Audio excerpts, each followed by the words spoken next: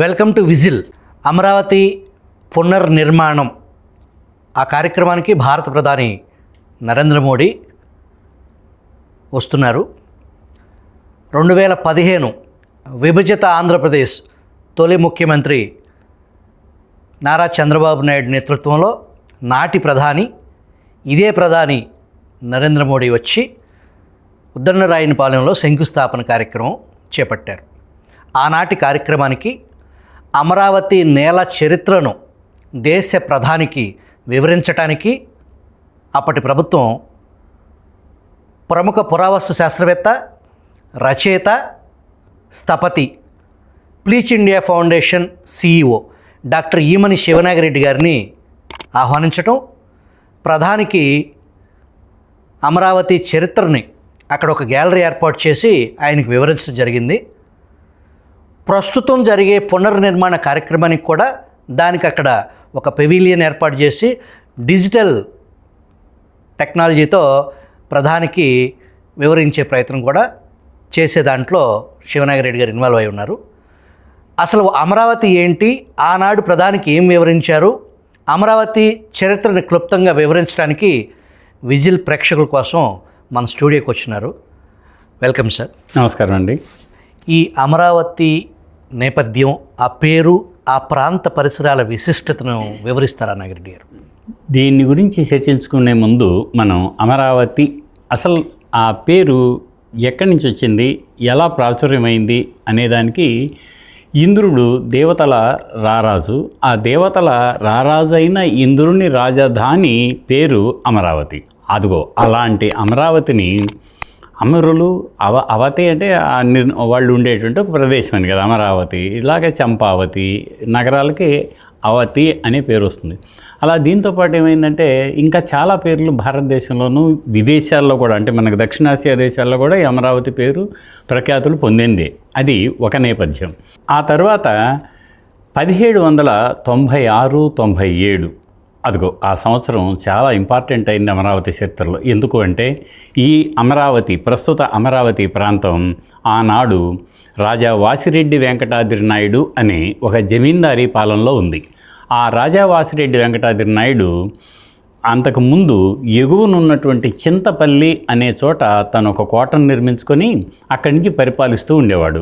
ఆయనకి Madras presidency, British పాలకులకు మధ్య కొంచెం విభేదాలు తలెత్తి ఈయన కొంత వారికి చెల్లించవలసినటువంటి ఆ రెవెన్యూని చెల్లించబోయేతలకి కోటను ఖాళీ చేసి బ్రిటిష్ వాళ్ళు బయటకు వెళ్ళమంటారు. ఆ నేపథ్యంలో రాజా వాసిరెడ్డి వెంకటాద్రి నాయుడు గారు మొక్కవోని ధైర్యంతో ఆయన మళ్ళీ ఇదిగో అలా ధరణికోట వైపు వచ్చారు.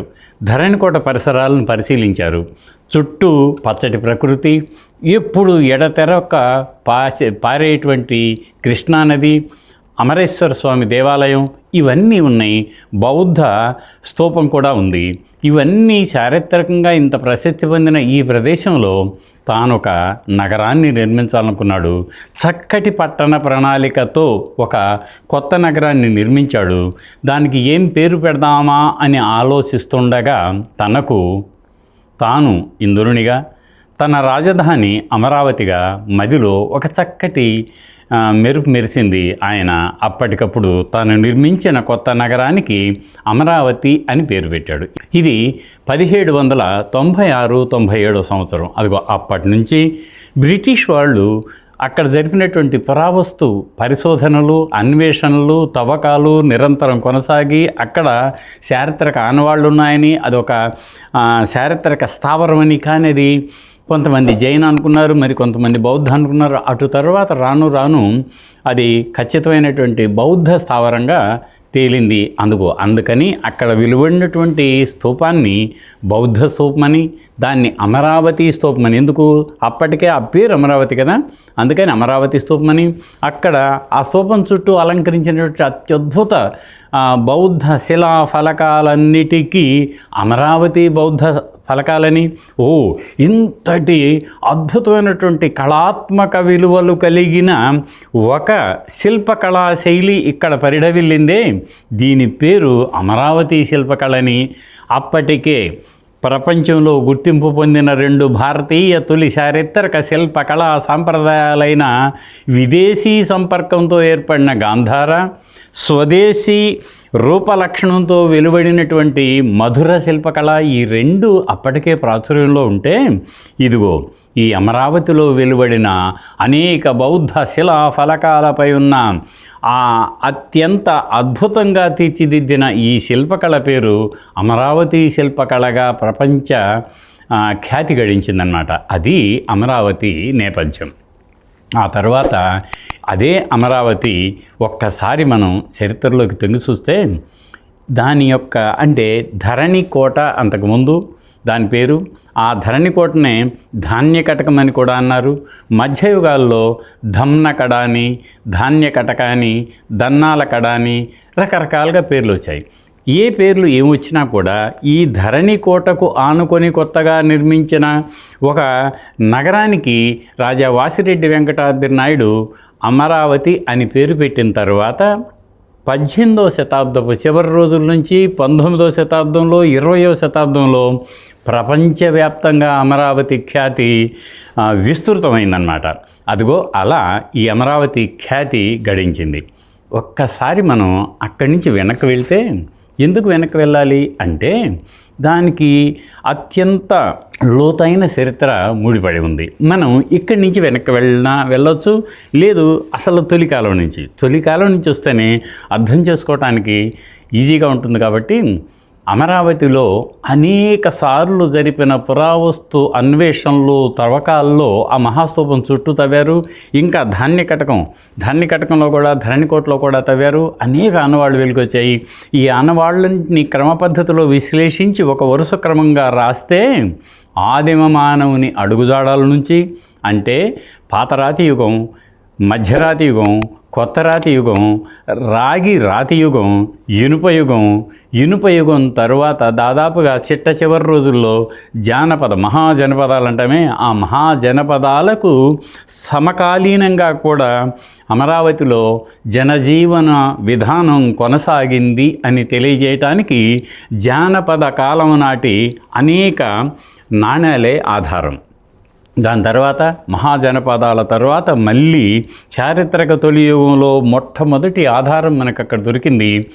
అశోక చక్రవర్తి, మౌర్య అశోక చక్రవర్తి ఉన్నాడు కదా, అతని యొక్క కాలంలో అప్పటికే అక్కడ ఒక చిన్న బౌద్ధ స్థావరం ఉంటే దాన్ని కొంచెం విస్తృతం గావించి ఒక విశాలమైన స్తూపాన్ని నిర్మించి ఆ స్తూపంలో బుద్ధుని యొక్క పరమ పవిత్ర ధాతువులను నిక్షిప్తం చేసి దాన్ని ఒక అండాకారంగా, ఒక గోళాకారంగా స్తూపాన్ని నిర్మించి దాని చుట్టూ కృష్ణా నదిలో సహజ సిద్ధంగా ఉన్న పెద్ద పెద్ద గుండ్లను విడగొట్టి చుట్టూ ఒక రాతి కంచెను ఏర్పాటు చేశారు. ఆ రాతి కంచె మామూలుది కాదు. ఎలాంటిది మరి అంటే పెద్ద పెద్ద బండలను అక్కడి నుంచి తరలించి వాటిని ఒక క్రమ పద్ధతిలో చెక్కి భూమిలో పాతి దాని మీద నునుపుగా చేసి పాలిష్ పెట్టారు. దాన్ని మౌర్యన్ పాలిష్ అంటాం. ఇప్పటికి కూడా మీరు బీహార్ మ్యూజియం వెళ్తే ఆ పాటలీపుత్రంలో వెలువడిన అనేక రాతి శిల్పాలకు ఉన్నటువంటి నునుపైన నగీషి గల మెరుపున్న ఆ పాలిష్ ఇక్కడ కూడా ఈ రాతి కంచెకు కనుక్కున్నారు. అంతేకాదు దాని మీద ఒక రాతి కంచె మీద అప్పటి బ్రాహ్మీలిపి, అశోకుని కాలం నాటి బ్రాహ్మీలిపి ఉంది. దాని తర్వాత ఒక స్తూపం, ఆ రోజుల్లోనే స్తూపం యొక్క చిత్రణ అంటే డ్రాయింగ్ వేసుకున్నారు, చిన్నగా ఉలితో చెక్కారు. దాన్ని బోధి వృక్ష ప్రాసాదం అంటారు. పక్కనే బోధి వృక్షం, దానికి ఒక రైలింగు, దాని పక్కన ఒక స్తూపం, రెండు ఎంత హాయిగా ఉన్నాయో.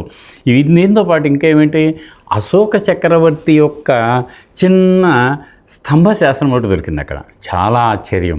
అంతేకాదు అప్పటికే నార్దర్న్ బ్లాక్ పాలిష్డ్ వేర్ అంటారు, అంటే ఔత్తరాహిక మెరిసేటటువంటి పాత్ర సామగ్రి కూడా దొరికింది అక్కడ.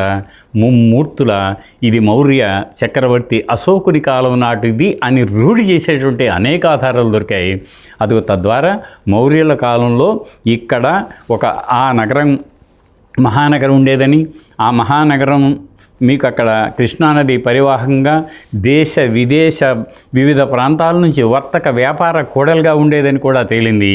దాని తర్వాత మౌర్యుల తర్వాత కొద్ది కాలం మనకి చరిత్ర దొరకలేదు, కానీ అటు తర్వాత క్రీస్తుకు పూర్వం 2-1 శతాబ్దాల మధ్య ఈ కోస్తా తీరాంధ్రాన్ని పరిపాలించినటువంటి సాదా అనే వంశీకుల పాలనలో ఉన్నట్టు అక్కడ దొరికినటువంటి ఈ నాణ్యాలు మనకి నిరూపించాయి. అక్కడే కాదు, ఇంకా ఎగువకు దిగువకు కూడా. దాని తర్వాత క్రీస్తుకు పూర్వం 1వ శతాబ్దంలో శాతవాహనులు ముందు కోటిలింగాల నుంచి, ఆ తర్వాత ప్రతిష్టానం నుంచి, ఆ తర్వాత మళ్ళీ కొండాపూర్ నుంచి ఇలా పరిపాలించారు. క్రీస్తుకు పూర్వం 1వ శతాబ్దంలో. క్రీస్తు శకం 1వ శతాబ్దికి వచ్చేసరికి ఆ శాతవాహనుల పరిపాలనా కేంద్రంగా ఈ అప్పటికి ప్రస్తుత అమరావతిని ధాన్య కటకం అనేవాళ్ళు. అదిగో ఆ ధాన్య కటకంలో అప్పుడు పరిపాలన ప్రారంభమైంది. గౌతమీపుత్ర శాతకర్ణి, అప్రతిహత శాతవాహన చక్రవర్తి గౌతమీపుత్ర శాతకర్ణి క్రీస్తు శకం 60 నుంచి 90 వరకు పరిపాలించాడు. అతను శాతవాహన వంశానికి చెందిన చక్రవర్తి. ఆ చక్రవర్తి ఎంతటి సువిశాల భూభాగాన్ని పరిపాలించాడో తెలుసా? ఒక శాసనంలో చెబుతుంది, దక్షిణాపధపతి త్రిసముద్రతోయ పీతవాహనస్య, ఎవరి గుర్రాలు 3 సముద్రాల నీళ్లు తాగాయో అంత సువిశాల భూభాగాన్ని గౌతమీపుత్ర శాతకర్ణి పరిపాలించాడు అని శాసనంలో చెబుతుంది. కాబట్టి సువిశాల సామ్రాజ్యాన్ని ఆయన ఏం చేశాడు మరి? 60 నుంచి 90 వరకు పరిపాలించినటువంటి గౌతమీపుత్ర శాతకర్ణి అప్పటికే ఉజ్జయిని వరకు ఆక్రమించి పాలిస్తున్న శకులు అనేటువంటి విదేశీయుల్ని తరిమి కొట్టి ఆ భూభాగాన్ని స్వాధీనం చేసుకున్నది క్రీస్తు శకం 78 చైత్ర శుద్ధ పాడ్యమి నాడు కదా. అదిగో ఆ కాలంలోనే మనకు తొలిగా శక సంవత్సరం ప్రారంభమైంది. అదే యుగ యుగాల పునాది మన తెలుగువారి ఉగాది. అది కూడా గౌతమీపుత్ర శాతకర్ణి కాలంలో జరిగింది. అది మరి ప్రస్తుతం మనం అమరావతి అని పిలుచుకుంటున్న ప్రాంతం నుంచి తొలిగా తెలుగు నేలనే కాక సువిశాల దక్షిణ భారతాన్ని పరిపాలించినటువంటి గౌతమీపుత్ర శాతకర్ణి రాజధానిగా తొలిసారిగా విలసిల్లింది. ఆ తర్వాత అతని కొడుకు వాసిష్ఠీపుత్ర పులుమావి, అతను కూడా ఇక్కడి నుంచే పరిపాలించాడు. ఇవి 2 చాలు అమరావతి అప్పటికే రాజధానిగా విలసిల్లింది అని చెప్పడానికి. మరో విచిత్రం, ఈ అమరావతిలోనే గౌతమీపుత్ర శాతకర్ణి సమకాలీకుడైన గొప్ప బౌద్ధ ఆచార్యుడు, మాధ్యమిక సిద్ధాంతకర్త, శూన్యవాదాన్ని మరింత సులభతరంగా వివరించినటువంటి ఆచార్య నాగార్జునుడు ఈ అప్పటికే కొంచెం శిథిలమైన అమరావతి స్తూపాన్ని విస్తృతంగా పెంచి మహోన్నతంగా పెంచి అనేక బౌద్ధ శిలా ఫలకాలతో అందంగా తీర్చిదిద్దిన సంఘటన కూడా క్రీస్తు శకం 1వ శతాబ్దంలోనే జరిగింది. ఇది ఒక నేపథ్యం. ఈ అమరావతి స్తూపం మీద చర్మకారుడు ప్రతిష్ట, దాని గురించి ఎక్స్ప్లెయిన్ చేస్తాను. చాలా ఇంపార్టెంట్. అయితే ఇదే ఈ శాతవాహన కాలంలోనే ఒక్కొక్కరు, అది ఏమైంది అంటే బౌద్ధం అప్పుడు సార్వజనీన మతంగా ఉంది. ప్రతి వాళ్ళకి బౌద్ధం అంటే చాలా ఇష్టం. ఎందుకు ఇష్టం అంటే ఇప్పుడు మనకి యుద్ధాలు వద్దు, బౌద్ధం ముద్దు అని ప్రతి వాళ్ళు కూడా చక్కగా వ్యవసాయం జరుగుతుంది, వర్తక వ్యాపారాలు జరుగుతున్నాయి, ఈ యుద్ధాలు ఎందుకు, మనుషులు చనిపోవటమే తప్ప అన్న భావనతో సమకూడి అందులో సమన్యాయాన్ని ప్రతిపాదించిన బౌద్ధం అంటే ఇంకా పిల్ల పాప పెద్ద అందరితో పాటు ఆడ మగ తేడా లేకుండా అందరూ కూడా బౌద్ధాన్ని తమ సార్వజనీన మతంగా అంగీకరించి ఆదరించారు. అదిగో ఆ సందర్భంలో ఆచార్య నాగార్జునుడు ఎప్పుడైతే ఈ స్తూపాన్ని విస్తృతం గావించి సుచిత్రం చేశాడో, ఆ చేసేటప్పుడు ఎవరికి తోచింది వారు శిలాఫలకాల ద్వారా అందిస్తూనే ఉన్నారు.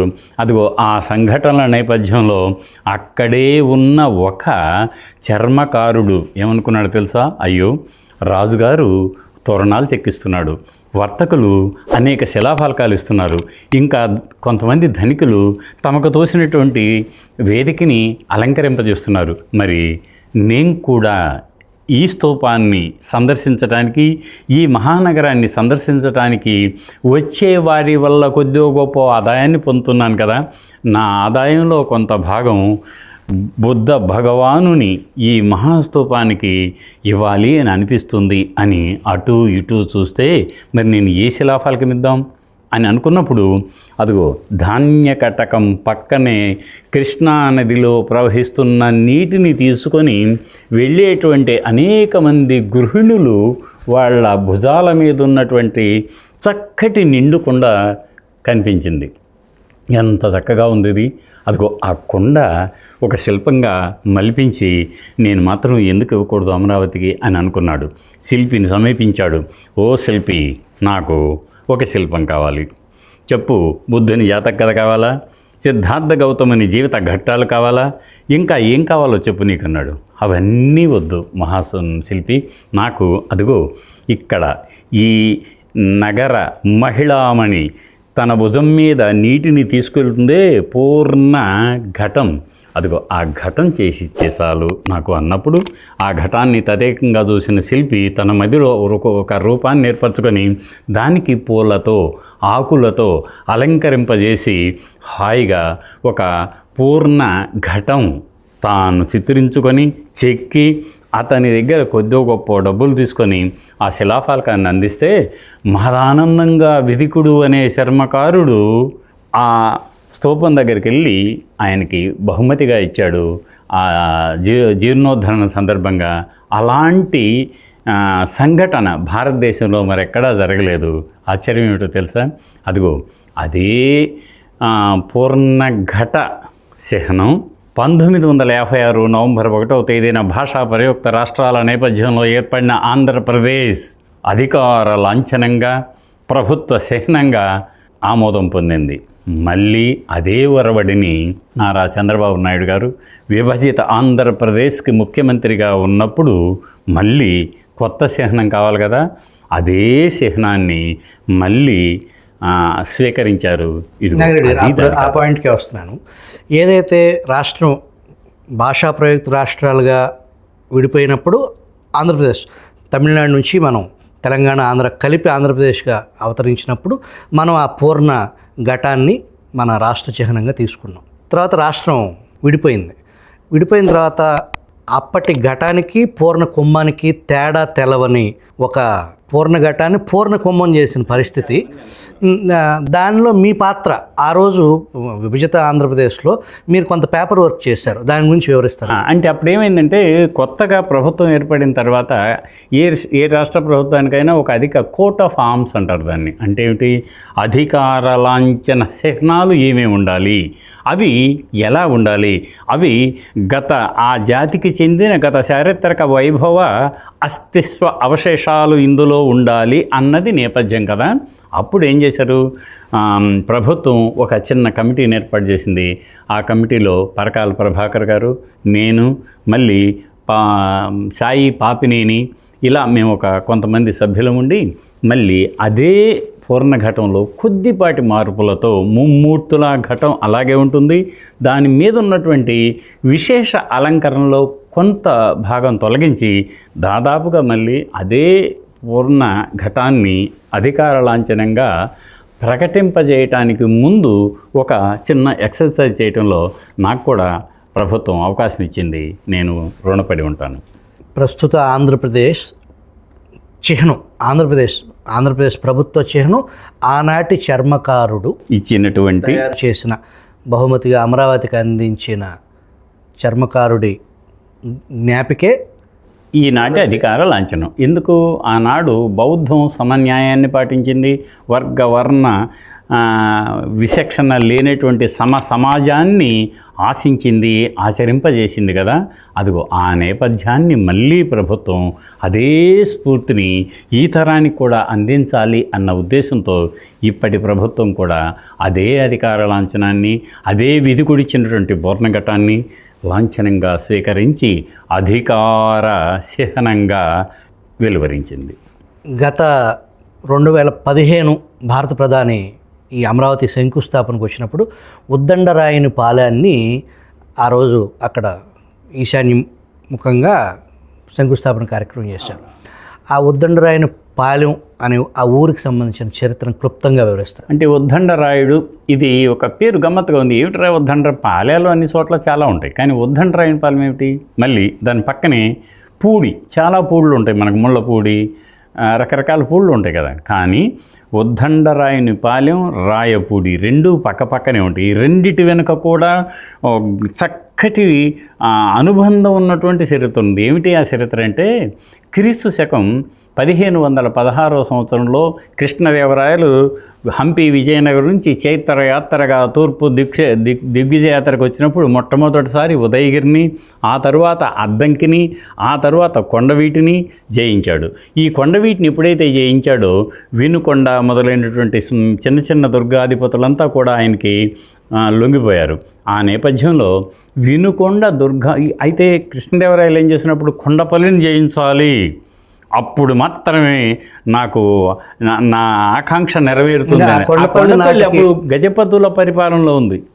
ఉదయగిరి గజపతులే, తర్వాత మీకు అద్దంకి, కొండవీడు అన్నీ కూడా గజపతుల అధీనంలో ఉన్నాయి. ఇక్కడ కూడా గజపతుల అధీనంలో ఉన్నాయి. అయితే ఎక్కడెక్కడైతే గజపతులు ఉన్నారో వాళ్ళని చంపలేదు, వాళ్ళని జీవగ్రాహ్యంగా పట్టుకున్నాడు కృష్ణదేవరాయలు. వాళ్ళు ఎందుకు చంపటం అని వాళ్ళని బందీలుగా పట్టుకున్నాడు. అంతవరకు ఈ సంగతి తెలిసి వినుకొండల్లో ఈ గజపతుల యొక్క ఖిలేదార్ అంటాం, కోటకు అధిపతి అయినటువంటి ఈ ఉద్దండరాయుడు, ఆయన పేరు యాక్చువల్గా అంతకుముందు ఉద్దండకానుడు ఆయన పేరు.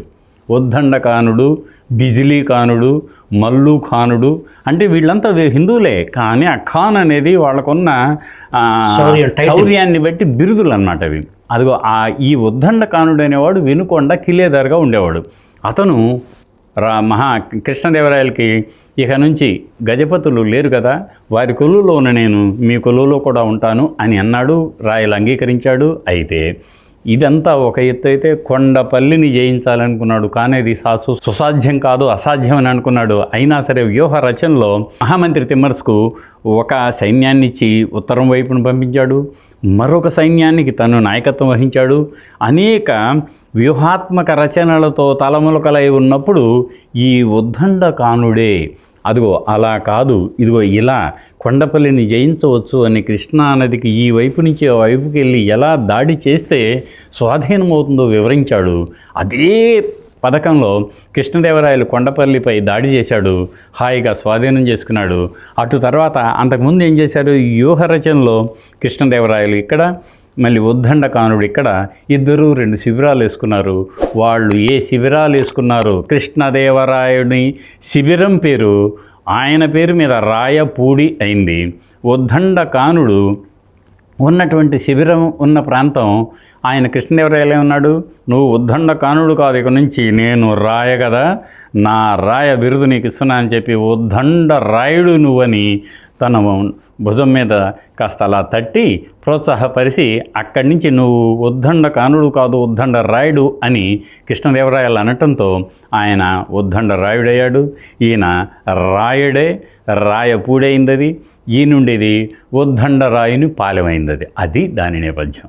నాగిరెడ్డి గారు, మందడం సమీపంలో కాకతీయుల కాలం నాటి ఒక శిలాశాసనం ఉంది. అక్కడికి మీరు ఆ రాష్ట్ర ముఖ్యమంత్రి, నాటి విభజిత ఆంధ్రప్రదేశ్ తొలి ముఖ్యమంత్రి చంద్రబాబును మీరు అక్కడ తీసుకెళ్లారు. వాస్తవానికి దాని గురించి వివరిస్తారు. అది ఏమైందంటే, ఒకసారి అప్పుడు మాన్య ముఖ్యమంత్రి వర్యులు హైదరాబాద్లో ఉంటూ ఉండేవారు. ఇక్కడి నుంచి పరిపాలించేవారు. అక్కడ ఉమ్మడి రాజధాని కదా మనకు అప్పుడు హైదరాబాదు. అయితే ఒక సంవత్సరం అంటే 2018 సంవత్సరంలో మాన్య ముఖ్యమంత్రి వర్యులు అప్పటికే వెలగపూడిలో సచివాలయ భవనాలు పైకి వస్తూ ఉన్నాయి. ఆ వచ్చేటప్పుడు ఆయన ఇన్స్పెక్షన్ చేయడానికని వస్తున్నారు. వచ్చే రోజు ఏమిటో తెలుసా, మార్చి 25. ఆ మార్చి 25 ఆయన వెలగపూడి వస్తున్నారు. అదే సందర్భంగా నేను ఎక్కడున్నటువంటి అప్పుడు కలెక్టర్ గారు, ఆ తర్వాత CRDA కమిషనర్ గారు వాళ్ళకి ఏం చెప్పానంటే, అయ్యా ఇక్కడ 1261 సంవత్సరంలో గణపతి దేవుడు, అప్పటి తెలుగు ప్రాంతానికి సమ్రాట్ అయినటువంటి గణపతి దేవుడు తాను దిగిపోవటం సింహాసనం నుంచి, అదే రోజు తన కుమార్తె కాకతీయ రుద్రమదేవిని ప్రతిష్ఠింపజేయటం సింహాసనంపై, అదే రోజు యాదృచ్ఛికంగా రుద్రమదేవి జన్మదినోత్సవం కూడా ఇక్కడ జరుపుకోవడం జరిగింది. ఎందుకు అంటే కృష్ణానది మందడం దగ్గర, మందరపు లంగ దగ్గర అవి ఉత్తరవాహినిగా ప్రవహిస్తుంది కాబట్టి గణపతి దేవుని యొక్క రాచగురువైన విశ్వేశ్వర శివాచార్యుడు ముహూర్తాన్ని ఫిక్స్ చేశాడు. అక్కడ నిర్మించిన విశ్వేశ్వర ఆలయానికి మహాకుంభాభిషేకం, రుద్రమదేవి జన్మదినోత్సవం, రుద్రమదేవి పట్టాభిషేక మహోత్సవం, ఆ మూడు ఒకేసారి ఒకే లగ్నంలో జరిగాయి కాబట్టి ఆ మందరానికి అంత ప్రసిద్ధి వచ్చిందనమాట. అది దాని నేపథ్యం. ఇంత చారిత్రక నేపథ్యం ఉందని నేను తెలియజేస్తే మాన్య ముఖ్యమంత్రి వర్యులకి అంటే చంద్రబాబు నాయుడు గారికి తెలిసి ఆ రోజు అడగంగానే వెంటనే వస్తాను అని చెప్పి ఆయన సెక్రటేరియట్ సందర్శన తర్వాత నిర్మాణంలో ఉన్న వెలగపూడి సచివాలయ ప్రాంగణాన్ని పరిశీలించి సూచనలు ఇచ్చి వెంటనే ఆయన రుద్రమదేవి శాసనాన్ని వచ్చి అక్షరాల్ని తడిమి ఆహా ఇంతటి చరిత్ర ఉందా అని అన్నప్పుడు దాన్ని వివరించే భాగ్యం కూడా నాకు దక్కింది. అమరావతి ఏదైతే అమరావతి ప్రాంతం ఆ నేలకి ఇంత నేపథ్యం ఉన్న ఆ నేలని రాజకీయ ఆరోపణలు ప్రత్యారోపణలు దాన్ని ఒక కులానికి ఆపాదించడం ఎంతవరకు? అంటే దాన్ని అలా కాదు, ఏ జాతికైనా సరే చరిత్ర సంస్కృతి అదే అస్తిత్వానికి కారణాలు. అసలు ఏ జాతి పలానా జాతి అని మనం ఎలా చెబుతాం? దానికి ఒక సుదీర్ఘమైన చరిత్ర ఉంది, దానికి ఒక విలక్షణమైన సంస్కృతి ఉంది అని ఒక నాణ్యానికి రెండు వైపులా చరిత్ర సంస్కృతి ఎలా ఉంటుందో ఇదిగో ఈ ప్రాంతం అమరావతి పరిసర ప్రాంతాల్లో పెనవేసుకొని పోయిన ఆదిమ మానవుని కాలం నుంచి మధ్యయుగ అనంతర కాలం వరకు విలసిల్లిన నిరాటంక చరిత్ర సంస్కృతి ఈ తెలుగు జాతికి ప్రత్యేకించి ఆంధ్రజాతికి ఒక మహోన్నత అస్తిత్వ చిహ్నం కదా. ఆ చిహ్నం ఏ కులాందని చెబుతాను చెప్పండి మీరు? ఈ తీరాంధ్రంలో అప్పటికున్న అనేక కులాల ఉమ్మడి కలయిక కదా మన తెలుగు జాతి లేక ఆంధ్రజాతి.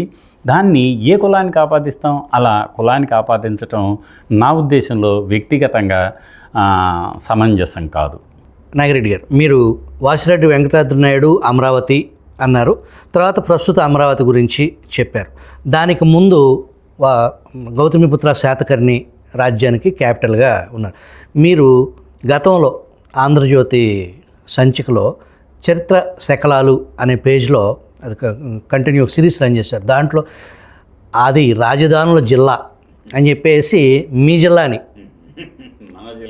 మన జిల్లా ఇప్పుడు అందరి జిల్లా రాజధానుల జిల్లా అని చెప్పేసి గుంటూరు జిల్లాని మీరు మీద ఒక పెద్ద వ్యాసం రాశారు. దాని నుంచి క్లుప్తంగా విజువల్ ప్రేక్షకులు క్లుప్తంగా చెప్పాలంటే ఎందుకు రాజధాని గురించి రాయాల్సి వస్తుందంటే అప్పటికే అమరావతి మళ్ళీ రాజధానిగా తెలుగు వారికి ప్రత్యేకించి ఆంధ్రులకు తీరాంధ్ర ప్రాంతానికి రాజధానిగా వెలుస్తుంది అన్న సంగతి తెలిస్తే అయ్యో ఇది ఇప్పుడే కాదు కదా, ఇది గతంలో మనం అనుకున్నట్లుగానే రాజా వాసిరెడ్డి వెంకటాద్రి నాయుడు 1796-97లో పేరు పెట్టి రాజధానిని చేశాడు. అంతకుముందు గౌతమిపుత్ర శాతకర్ణి కాలంలో రాజధానిగా ఉంది. అంతేకాదు ఇక్ష్వాకుల కాలంలో శ్రీపర్వత విజయపురి అని పిలువబడిన ప్రస్తుత నాగార్జునకొండ రాజధానిగా ఉంది. ఆ తరువాత ఇక్ష్వాకుల పతనానంతరం రాజ్యం ఈ తీరాంధ్రమంతా కూడా కొద్దిగా ముక్కలు చెక్కలుగా చిన్న చిన్న రాజ్యాలుగా విభజించబడింది. మీకు నరసరావుపేట పక్కన ఉన్న నకరికల్, పిడుగురాళ్ళ పక్కన నకరికల్ అని ఉంటుంది. నకరికల్కి కొంచెం లోపలికి వెళ్తే మీరు ఒక ఊరు ఉంటుంది, దాని పేరు చేజర్ల, దాని పేరు కందరపురం అంటారు. ఆ చేజర్ల కూడా పల్లవులకు సామంతులుగా ఉన్న ఆనంద గోత్రులు అనేవాళ్ళు దాన్ని రాజధానిగా చేసుకొని పరిపాలించారు. చూసారా? ఇప్పుడు అంతకుముందు ధరణికోట అమరావతి రాజధాని, ఆ తర్వాత మీకు శ్రీపర్వత విజయపురి రాజధాని గుంటూరు జిల్లానే, ఆ తర్వాత చేజర్ల రాజధాని ఎవరికి? ఆనంద గోత్రులకి. మళ్ళీ ఆ తర్వాత ఏమైంది అంటే ఆ తర్వాత మధ్యలో గ్యాప్ వచ్చేసింది. పల్లవులు ఇమీడియట్గా వాళ్ళు కూడా ఇక్ష్వాకుల యొక్క సామంతులుగా ఉన్న నేపథ్యం ఉంది. పల్లవులు ఏం చేశారో తెలుసా? 4వ శతాబ్దంలో దక్షిణాపథానికి ఆంధ్రాపథానికి ధరణికోట రాజధాని అని వాళ్ళ రాగిరేకు శాసనాల్లోనే ప్రస్తావించారు. 4వ శతాబ్దంలో మళ్ళీ అమరావతి రాజధాని ఉంది రెండవసారి. మొదటిసారి గౌతమపుత్ర శాతకర్ణి, రెండవసారి పల్లవులు, మూడవసారి ధరణికోట నుంచే పరిపాలించిన ఒక రాజవంశం వచ్చింది. దాని పేరేమిటి? కోటరాజులు అంటారు. ధరణికోట రాజులు అంటారు వాళ్ళని. వాళ్ళు అక్కడి నుంచి కోట కేతరాజు అని, ఆయన శాసనం ఇప్పటికి కూడా ఆయన వైఫ్ బయ్యాంబ, వీళ్ళిద్దరి శాసనం 1182, 1184 నాటి శాసనం ఇవాళకి కూడా మీరు అమరేశ్వర స్వామి దేవాలయంలో మొదటి అంతస్తుకు మీరు ఇటు దక్షిణం వైపు నుంచి ఎక్కుతుంటే పైనే మొట్టమొదటి బయటే బుద్ధ భగవానుని బొమ్మతో ఒక శాసనం కనిపిస్తుంది, అత్యద్భుతంగా ఉంటుంది. ఆ శాసనం వాళ్ళు ఇచ్చింది. ఎవరు? కోటరాజులు ఇచ్చినటువంటి శాసనం. అది కోటరాజులకు కూడా అది రాజధాని అయింది. ఇది మూడవసారి. శాతవాహన చక్రవర్తి, ఆ తర్వాత పల్లవులు, ఆ తర్వాత కోటరాజులు. ఈ 3 సార్లు అది రాజధానిగా వెలసిల్లింది. తరువాత మళ్ళీ రాజా వెంకటాద్రి నాయుడు కాలంలో 4వసారి రాజధాని అయింది. ఆ తర్వాత మళ్ళీ విభజిత ఆంధ్రప్రదేశ్కి ముఖ్యమంత్రిగా అప్పుడు నారా చంద్రబాబు నాయుడు గారు ప్రమాణ స్వీకారం చేసిన తర్వాత కొద్ది కాలం రాజధాని లేని మాట నిజం. కానీ ఆ రాజధాని ఎక్కడో నిర్ణయించుకున్న తర్వాత దానికి ఒక పేరు కావాలి అన్నప్పుడు ఇదిగో ఈ 2015 సెప్టెంబర్లో ఆ రాజధాని పేరు మళ్ళీ అలనాటి ఇంద్రుని రాజధాని, మళ్ళీ ఈ చంద్రుని రాజధాని. చంద్రుని అంటే వ్యక్తిగతంగా కాదు, ప్రజలసే ఎన్నుకోబడిన ప్రజానాయకుడైన చంద్రబాబు నాయుడు గారి రాజధాని. ప్రజల రాజధాని, ఆంధ్రుల రాజధాని. అది కూడా అమరావతి 5వసారి. ఆ తర్వాత మళ్ళీ ఆలోచిస్తే కొండవీడు మనందరికి తెలుసు. ఈలోపు కూడా మీకు చిన్న చిన్న రాజధానులు ఉన్నాయి. ఏమిటవి? ఈ కోటకేతరాజులు పరిపాలించేటప్పుడు యనమదల ఒక చిన్న రాజధాని, అది యనమదల. ఆ తర్వాత మీకు పరిచ్ఛేది రాజులు అని ఉన్నారు. వాళ్ళు నాదెండ్ల నుంచి పరిపాలించారు. వాళ్ళు నాదెండ్ల కూడా చిన్న రాజధాని. ఈ రెండే కాదు, మళ్ళీ కొండవీడు. ఆనాడు అద్దంకి నుంచి పరిపాలించిన పురలయ వేమారెడ్డి తన రాజధాని స్థలదుర్గంగా ఉంటే శత్రువుల దాడి నుంచి తట్టుకోవటం చాలా కష్టం అని తన తరువాత రాజైన అనపోతారెడ్డి రాజధానిని మన కొండవీడుకు మార్చాడు. చూసారా, కొండవీడు మరోసారి రాజధాని అయింది. ఇంకా అంతకు ముందుకెళ్తే కొద్దిగా ముందుకి మీకు బాపట్ల పక్కనే ఉన్న చందోలు, దాన్ని ధనదవరోలు అనేవాళ్ళు, అది ఒక రాజధానిగా వెలసిల్లింది. అంతకంటే బాగా ముందు క్రీస్తుకు పూర్వం 3వ శతాబ్దంలో ప్రతీపాలపురం అని పేరుతో ఉన్న ప్రస్తుత భట్టిప్రోలు క్రీస్తుకు పూర్వం 3వ శతాబ్దంలోనే రాజధానిగా వెలసిల్లింది. దానికి సమకాలీనంగా ప్రస్తుత అమరావతికి దగ్గరగా ఉన్నటువంటి వడ్డమాన్ ఉందో చూసారా, అక్కడి నుంచి రాజా సోమకుడు అని ఆయన పరిపాలించాడు. అది ఒక రాజధానిగా వెలసిల్లింది. ఇలా ప్రస్తుత గుంటూరు జిల్లాలో 13 ప్రాంతాలు రాజధానులుగా పెద్ద రాజ్యాలకు, సామ్రాజ్యాలకు, చిన్న రాజ్యాలకు రాజధానులుగా వెలసిల్లిన నేపథ్యంలో నేను అది అంటే గుంటూరు జిల్లా రాజధానుల జిల్లా అని ఒక వ్యాసం రాసి అందరికీ తెలియజేయడం జరిగింది. ఇది అమరావతి నేపథ్యం, దానికి ఉన్న చారిత్రక విశిష్టత. అది రాజధానుల జిల్లా అనేదానికి సమగ్రంగా నాగిరెడ్డి గారు వివరించారు. అది ప్రజా రాజధాని, పీపుల్స్ క్యాపిటల్. అక్కడ అందరికీ సమానమైన అవకాశాలు లభిస్తూ భారతదేశంలో కాకుండా ప్రపంచవ్యాప్తంగా అమరావతికి ప్రపంచ పటంలో స్థానం దక్కాలని విజిల్ తరపున కోరుకుంటూ, నాగిరెడ్డి గారు చాలా బిజీగా ఉండి కూడా విజిల్ ప్రేక్షకులకి అమరావతి చరిత్రను వివరించడానికి షెడ్యూల్ చేసుకుని వచ్చినందుకు మీకు కృతజ్ఞతలు సార్. ధన్యవాదాలు. తెలుగు వారందరికీ, ముఖ్యంగా ఆంధ్రప్రదేశ్ ప్రజలందరికీ ఈ సందర్భంగా శుభాకాంక్షలు.